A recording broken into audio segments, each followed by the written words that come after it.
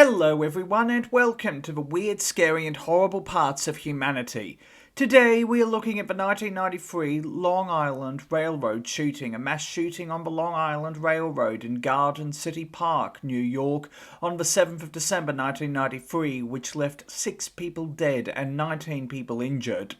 Colin Ferguson was born on the 14th of January 1958 in Kingston, Jamaica. He was the son of von Herman Ferguson and May Ferguson. Von Herman was a managing director of a large pharmaceutical company, Hercules Agencies, and was described by Time magazine in 1993 as one of the most prominent businessmen in Jamaica. Ferguson would go on to attend Calabar High School from 1969 to 1974, an all-male secondary school in Kingston, and one of the most respected schools in Jamaica, with the former Prime Minister of Jamaica, Percival Patterson, who was in office on the 30th of March 1992 until the 30th of March 2006, having attended the school. Moreover, 5 Rhodes Scholars have been produced from Calabar High School. The then principal of Calabar High School, Arthur J. Edgar, would describe Ferguson as a well-rounded student who played cricket and soccer while at Calabar High School. He graduated in 1974 in the top 30% of his class. In 1978, when Ferguson was aged 20, his father died in a car accident and his mother died shortly thereafter from cancer, with the deaths decimating the Fergusons' fortunes, and they had an extremely negative impact on Ferguson's mental health. In 1982, at the age of 24, he moved to the United States of America illegally on a visitor's visa. To this day, citizens of Jamaica need a visa to visit the United States of America. However, Ferguson overstayed his visa and remained in the United States of America illegally. According to friends, as the years went by, he became increasingly frustrated while in the United States of America and was allegedly subjected to racism, and he couldn't find work outside of menial jobs. However, he refused to return to Jamaica and remained in the United States of America illegally. However, on the 13th of May 1986, Ferguson married US citizen Audrey Warren, who lived in Southampton County, Virginia. As a result, Ferguson was able to get US residence. They ended up living on Long Island. However, the marriage was fraught with difficulties and police had to intervene. On the 18th of May 1988, an exacerbated Warren got an uncontested divorce from Ferguson. She said that he was aggressive and antagonistic, but Ferguson claimed that the divorce represented a crushing blow to him. After his divorce, he got a clerical job at a Demco security group in Syosset in New York. However, on the 18th of August 1989, he slipped and fell while standing on a stool to reach invoices from a filing cabinet, injuring his head, neck and back. This led to Ferguson's termination from a Demco security company. He then filed a complaint with the State Workers' Compensation Agency against his former employer. He then enrolled at Nassau Community College in Eastern Garden City in the same year. While a successful student and making the Dean's List 3 times, he was forced out of after a disciplinary hearing board found him overly aggressive towards a teacher. In late 1990, Ferguson transferred to Adelphi University in Garden City, New York, the oldest higher educational institution in Long Island. However, it was while there that his anti-white sentiment hit the roof, and he also developed some delusions, including insisting that a white woman in the library had shouted racial slurs at him while he asked her about a class assignment, but an investigation found that this never came to pass. Attending a symposium where a faculty member described her experiences in South Africa under apartheid, Ferguson shouted, "We should be talking about the revolution in South Africa and how to get rid of the white people and kill everybody white," before threatening the Black Revolution will get you to those attending the symposium. As a result of the threats in the symposium, he was suspended from Adelphi University in June 1991. He could have chosen to reapply for Adelphi University after the suspension, but he chose not to.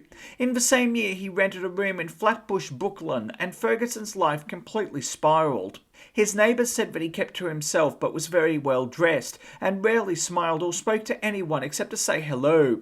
His landlord Patrick Dennis would tell the New York Times in December 1993 that Ferguson had stated, "I'm such a great person. There must be only one thing holding me back. It must be white people." In 1992, Warren filed a police report against Ferguson, claiming that he had pried open the boot of her car. This was the first time that they had been in contact since the divorce. In February the same year, he was arrested for harassing a woman on the subway in New York who tried to sit next to him, including screaming at her and pressing his leg and elbow against her. As he was arrested, he started shouting, "Brothers, help me." Ferguson wrote letters to the New York Police Commissioner claiming that his arrest was vicious and racist and that he was brutalized by officers who arrested him. The New York City Transit Authority investigated these claims, but they were dismissed. In September, Ferguson was awarded $26,250 for the compensation claim against the Ademco security group. To put this into perspective, in the same year, the average salary, according to the Bureau of Labor Statistics, was $25,903 per year across the United States of America. However, by April 1993, Ferguson claimed that he was still in pain and demanded that the case be reopened so that he could get more money from Ademco security group for medical treatment. This led him to visit a Manhattan law firm for consultation, and attorney Lauren Abramson said that she immediately felt uncomfortable and threatened, asking a law clerk to sit in with her meeting with Ferguson. He acted strangely during the meeting and used a fake name initially before reverting to Ferguson. Months later, he made threatening calls to the law firm and made reference to the 101 California Street shooting in San Francisco, California. Committed by Gianluigi Ferri, 9 people, including Fieri, would pass away with 6 people injured in the shooting, which took place on the 1st of July 1993. This was the deadliest mass shooting in the Bay Area until the 2021 San Jose shooting, which saw 10 people, including perpetrator Samuel James Cassidy, killed. These threats led the law firm to lock their inner office doors out of fear. Ferguson tried to have his workers' compensation claim reopened by the New York State Workers' Compensation Board, which was re-examined but rejected, leading Ferguson to be placed on a list of potentially dangerous people, with security guards informed to watch out for him. In April 1993, Ferguson moved to California to look for jobs but was unsuccessful, including being allegedly laughed at by a manager and applying for a role at a car wash. In Long Beach, he purchased a Ruger 919mm pistol at Turner's Outdoorsman. Having waited the 15-day waiting period, he paid $400 for the gun. He alleged that he was robbed by 2 men and started carrying the gun in a paper bag for protection. In May 1993, disenfranchised, he moved back to New York, and Ferguson told a friend that he moved back in such a short period of time because he did not like competing with immigrants and Hispanics for jobs. Moving back into his room in Flatbush, Dennis said that he had become increasingly mentally unstable and started addressing himself in the third person and talking about an apocryphal type doom scenario with black people uprising against white people. Ferguson started showering 5 times a day and at night would chant, "All the black people killing all the white people," ad nauseum. An increasingly nervous Dennis ordered him to move out by the end of December 1993. From the beginning of December 1993, Ferguson began planning a massacre. On the 7th of December 1993, he boarded the eastbound train at Penn Station in Manhattan, which stopped at Jamaica Station in Queens. He was in the third car of the eastbound Long Island Railroad commuter train from Penn State to Hicksville. There were more than 80 passengers aboard the train. This was the peak hour for people commuting from central New York back home to Long Island. He was sitting towards the southwestern end of the car, carrying the Ruger P89 semi-automatic pistol that he had bought in Long Beach and a canvas bag filled with 160 rounds of ammunition.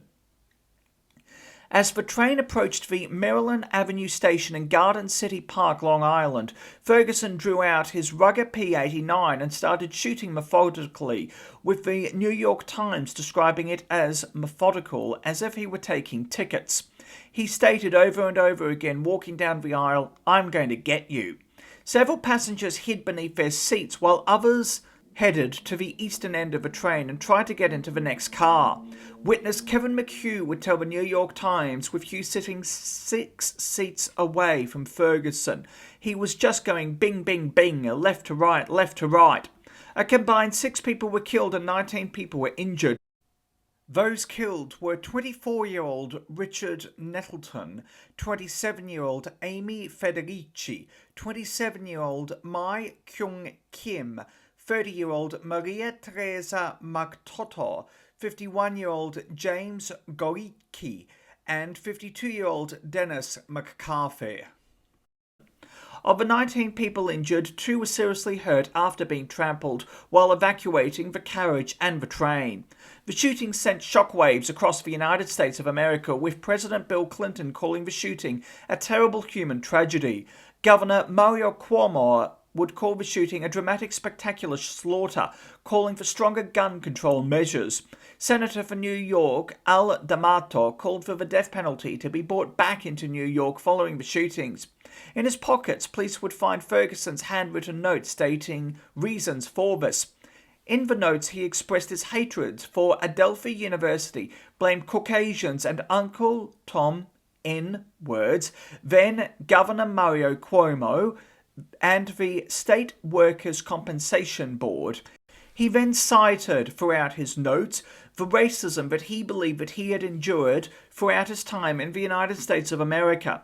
Ferguson showed no remorse during hours of questioning from the Nassau County District Attorney's Office, and he was arraigned on the 8th of December 1993 without entering a plea and never speaking. He was held without bail. He was initially represented by Anthony J. Falanga, who was appointed Ferguson's attorney on the 11th of December 1993. He was placed on suicide watch in the Nassau County Jail. Ferguson requested for Falanga to be replaced by Brooklyn attorney Colin A. Moore on the 18th of December 1993. However, Moore withdrew his offer to represent Ferguson. Ferguson said he had no interest in cooperating with Falanga. Examined by Dr. Alan Reichman, a psychiatrist, on the 5th of January 1994, a report found Ferguson suffered from paranoid personality disorder, but was competent to stand trial.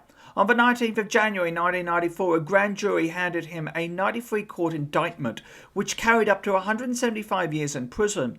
On the 1st of March 1994, civil rights lawyers and advocates William Kunstler and Ron Cubby announced that they had accepted a request to represent Ferguson. However, as 1994 rolled along, Ferguson was subjected to increased prison attacks, which had allegedly manifested since his incarceration, with Ferguson claiming that he was deprived of necessities like soap and antiperspirant spray, and attacked by prison guards with milk crates and a fire extinguisher. On the 23rd of March 1994, while returning to his cell from the medical unit, he was attacked by a group of inmates and suffered a broken nose and swollen left eye, with Cubby alleging that the attack was racially motivated, with 5 inmates charged with second-degree assault. In 1994, Cubby and Kunstler claimed that Ferguson was taunted by prison guards over the election of Governor George Pataki, the 53rd governor of New York, who supported bringing the death penalty back into New York. Cubby and Kunstler proposed that he was driven insane by racial prejudice, black rage, and could not have been criminally responsible for the attack despite it being premeditated. However, Ferguson was a bloody difficult candidate for the duo. He claimed that he was not involved in the Long Island Railroad shootings and refused to meet with a psychiatrist chosen by his lawyers, and claimed that he was receiving messages straight from God, and also rejected attempts to have him claimed mentally unfit. On the 20th of September 1994, however, Kunstler and Cubby filed a notice to pursue an insanity defence against Ferguson, and on the 11th of November 1994 he agreed to meet with a court-appointed psychiatrist. Thereby he was judged fit to stand trial. Ferguson then announced that he would represent himself. Cubby would tell the New York Times on the 10th of December 1994 in a foreshadowing, "What we will have now is a complete circus. A crazy man cannot defend himself. Mr. Ferguson, evidence to the contrary, believes he is not guilty, and that someone else killed all those people aboard the train. Without a psychiatric defence, Ferguson has no defence. There was no doubt that he was there, that he fired the weapon, that he would have fired it more had he not been wrestled to the ground. There was no doubt that Colin Ferguson, if sane, was guilty. In many ways, Kubi was foreshadowing, as while Ferguson's trial was overshadowed by the O.J. Simpson trial going on simultaneously on the West Coast, Ferguson's trial was broadcast live by local media and court TV. Tim Meadows played him in a comedy sketch where Meadows would question witnesses, and when they asked about the shooting and pointed at him as a killer, he would duck down. Ferguson argued that the 93 counts that he was charged with were fabricated, and they arrived at 93 only because the shooting took place in 1993. He argued that if the shooting had taken place in 1925, there would be 25 counts against him. Simultaneously, Ferguson claimed that he boarded the train and fell asleep, and someone else grabbed the gun and started shooting, and argued that a mysterious unidentified man who went by Mr. Sue had information concerning a conspiracy against Ferguson. He also claimed that another man had been willing to testify that the US government had implanted a computer chip in his brain, but at the last minute Ferguson decided not to call the unidentified man to the stand. Ferguson also referred to himself in the third person, and in asking witnesses when they refused to answer questions to his satisfaction, he would ask the judge to admonish the witness to answer the question. During the cross-examination, he would ask the witness and victims, "Did you see Colin Ferguson?" To which the witness would reply, "I saw you shoot me." Among the witnesses he attempted to call were then-President Bill Clinton, and even sought to question himself on the witness stand, but he chose not to. Ferguson then claimed that a man who shared his name and facial expressions was the real killer, and not him. He told Judge Donald Belfie that a number of witnesses would prove his innocence, including a ballistic expert, a handwriting expert, and 2 regular eyewitnesses, but they were all afraid to come forward and take the stand, and ultimately he did not call any witnesses in his defense. However, Ferguson told Belfie of a conspiracy by the Jewish Defense League to kill him in prison. The Jewish Defense League is a far-right religious and political organization in the United States of America and Canada, and since 2001 has been designated a right-wing terrorist group by the FBI and designated a hate group by the Southern Poverty Law Center. Why Ferguson thought that the Jewish Defense League was trying to kill him in prison is unknown. He also argued to Belfie that the killing of Jeffrey Dahmer had set up a prelude against him, and that someone would try to take his life in prison. Jeffrey Dahmer killed 17 people between 1978 and 1991, and even cannibalized some of his victims. On the 28th of November 1994, Dahmer was beaten to death in Columbia Correctional Institution in Portage, Wisconsin, by Christopher Scarver. Scarver also killed Jesse Anderson on the same day, who had murdered his wife. Both Dahmer and Anderson had been left unattended while cleaning a toilet in the prison gym, and Scarver took this opportunity and killed them both. It's worth pointing out that despite Ferguson's assertions, Scarver, like most of Dahmer's victims, was black, while Anderson and Dahmer were white. Ferguson was convicted of killing 6 people on the 17th of February 1995 and wounding a further 19 people. A clearly exacerbated and frustrated Belfie called Ferguson a selfish, self-righteous coward. He was sentenced to between 315 years and 8 months to life in prison, meaning that his earliest parole date is the 6th of August 2309. However, he is eligible for parole after serving 150 years, by which stage Ferguson would be 186 years old. Belay noted that Ferguson would never return to society and would spend the rest of his life in prison. However, Ferguson did have the death penalty as a possible sentencing, with New York reinstalling it in 1995, and he was able to avoid the death penalty. New York would remove the death penalty as a state in 2008. Ferguson was sent to Attica Correctional Facility, where he has been ever since. It is a maximum security prison in the town of Attica, New York, with capacity for 2,253 prisoners. One of the victims of the massacre was Dennis McCarthy, with his son Kevin McCarthy severely injured.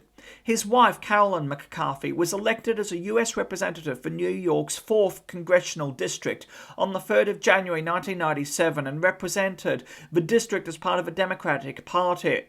On the 8th of January 2014, she announced that she would not run again for election due to ill health and retired on the 3rd of January 2015. She was motivated to run for Congress on a platform of gun control after her representative Dan Frisser, a Republican who represented her district from the 3rd of January 1995 until the 3rd of January 1997, voted against an assault weapons bill. A memorial to the shooting is in Mineola, New York. On the 3rd of May 1998, NBC would broadcast the made-for-television drama film The Long Island Incident, telling the story of McCarthy, with McCarthy played by Laurie Metcalf. In 2002, the book Criminal Competency, The Case of Colin Ferguson, was released. It was authored by trial consultant Mark C. Bardwell and Justice Professor Bruce A. Arijo. In 2013, the documentary Long Island Railroad Massacre was released, analysing the massacre and survivors' stories 20 years after the massacre. On the 25th anniversary of the shooting, the local affiliate of ABC, ABC 7 in New York, would interview survivors, and survivors discussed their difficulties following the shooting, with McHugh stating that he couldn't watch anything about mass shootings and that it had haunted him over the last 25 years. On the 30th anniversary, ABC 7 would interview victims of the massacre, with many noting that they are still dealing with the aftermath of the shooting, but also expressing their fortune in surviving, with survivor Lisa Combatti, who was wounded, stating, "We've had 30 wonderful years that a lot of people didn't have." But there was also plenty of anger, with Joyce Goricki, whose husband James was killed, stating to CBS2, the CBS affiliate of New York, her anger that there was no advocacy for stricter limits on large-capacity weapons. On the same day, on the 7th of December 2023, Senator Chuck Schumer led a moment of silence in the Senate to remember the people killed in the massacre. Thank you for watching. Please do yourself a favour and hit that subscribe button and the bell icon to be notified of when new videos come out. Also, why not hit that like button and leave a nice comment? It helps more than you know, and your support is truly appreciated. Until next time, stay awesome, stay classy, be kind to everyone you meet, have an amazing day, and remember, the truth is always more interesting than fiction.